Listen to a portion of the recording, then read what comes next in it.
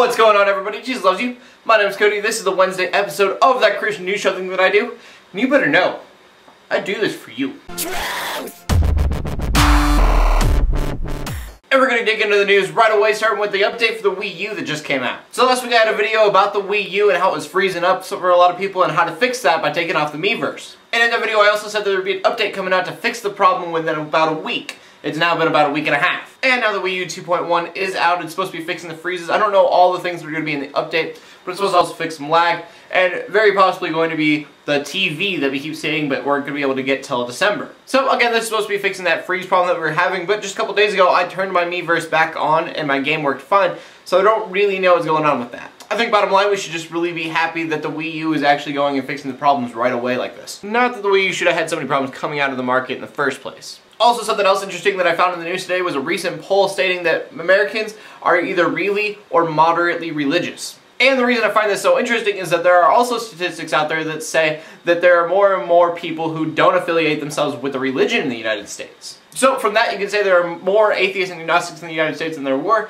but the people that are religious are very religious. Simply meaning that people who have a religion are taking their religion seriously, which I think is great. Hopefully that means we're getting to that era of Christians who are just Christian because everyone else around them is Christians, and we're having something really authentic. And to that I say, have your own opinions. And Boy Scouts are in the news today because finally atheists can be Boy Scouts. And I say finally because I think this is good. They haven't been allowed to be a Boy Scout for the last century. Which would be fine to me if it was a group of only one religion, but Boy Scouts have let every other faith into the Boy Scouts besides atheism. And I can already hear him say, it's not a faith, it's a lack of faith. I'm helping you out here, leave me alone. I mean, when it's a faith-based club, it's a faith-based club, but when you're letting everybody else in besides one group of people, that is discrimination. And since we're on the topic, what isn't discrimination is a restaurant giving a 10% discount to a certain church because they have a little 10% discount thing in their pamphlets. But according to an atheist named John Wolf, it is discrimination because he doesn't go to church, so how could he get the pamphlet? Now, we did talk about this news story a long time ago when it all started, but we're talking about it again now that the case is closed. And what was decided is that it is discrimination, and if they want to continue doing the 10% discount,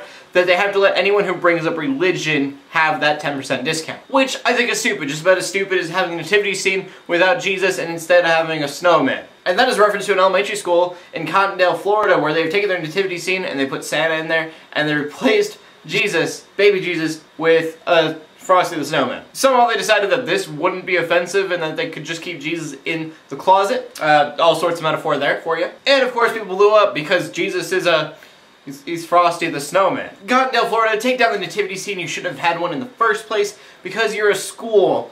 Separation of church and state type thing. Again, stupid. And if you're human, the next story will break your heart. And that news story is a statistic coming out of Canada. This is 491 babies there that were born after failed abortions were left to die. Now I want to point out this is a place where they have abortions. If you're to make abortions illegal, more and more of this would probably happen. Now I tend to lean towards pro-life, but I have never said I'm pro-life or pro-choice, because really I'm undecided because of facts like this. Because the fact of the matter is, if you make abortions illegal, abortions are still going to happen, they're just not going to happen in hospitals, and if they don't happen, the child is born, there's very good possibility that people are just going to leave it to die. It's a topic that I'm really uninformed in, and it's so incredibly not black and white like people want to make it. So, question of the day, pro-life or pro-choice, which are you? Try to convince me in a comment in the comment section below, or leave a video response if you want to.